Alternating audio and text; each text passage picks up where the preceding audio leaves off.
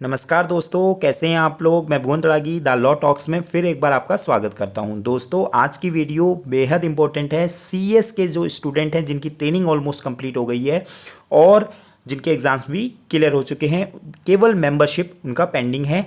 लेकिन मेंबरशिप से पहले उनको एक ट्रेनिंग और करनी पड़ती है, दैट इज़ कॉल्ड CLDP, जो कि 1 महीने की रहती है। अभी तक जो ये स्ट्रक्चर था वो था कि 15 डेज़ का ऑनलाइन आपको करना है एंड 15 डेज़ का क्लासरूम मोड करना है।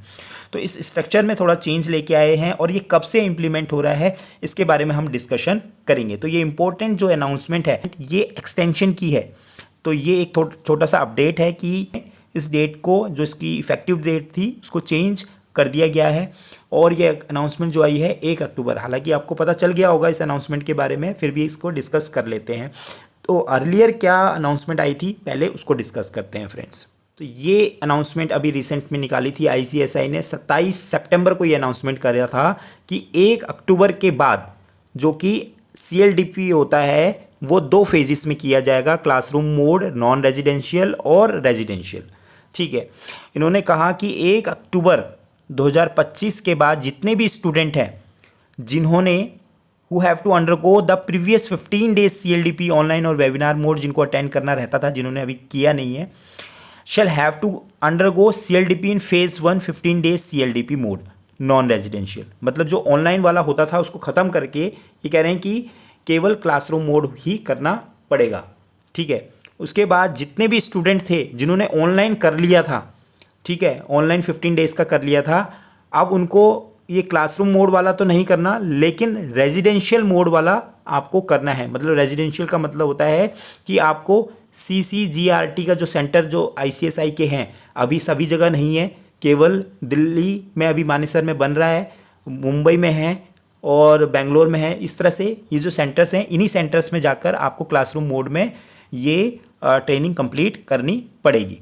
ठीक है, तो ये जो CLDP फेज़ 1 और फेज़ 2 है, as mentioned above, shall further be applicable to all students who have switched over to new training structure but yet to complete 30 days or 15 days CLDP after 1st of October 2025। तो ये एक notification आया था।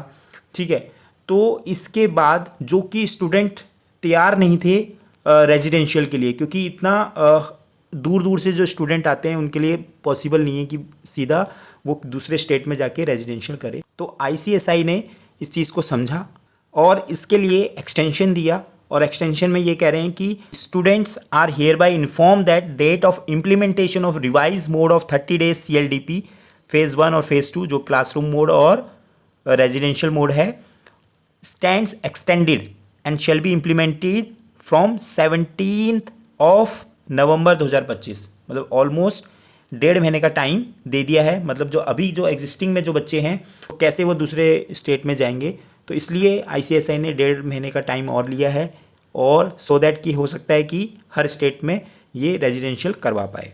ठीक, so accordingly 16 नवंबर तक जो earlier mode का 30 days CLDP है, 15 डेज वेबिनार और 15 days CLDP classroom mode residential या नॉन रेजिडेंशियल, वो कंटिन्यू रहेगा।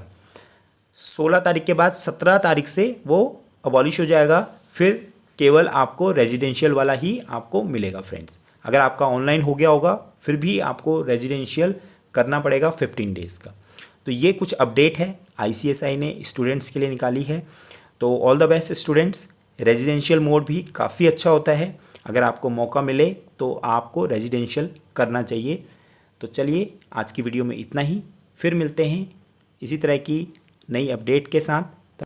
तब तक आप खुश रहिए, सीखते रहिए, और मेरे चैनल पर नए आए हैं तो चैनल को ज़रूर सब्सक्राइब करके जाइएगा, सो दैट कि हम आगे भी मिलते रहे। जय हिंद, बाय बाय।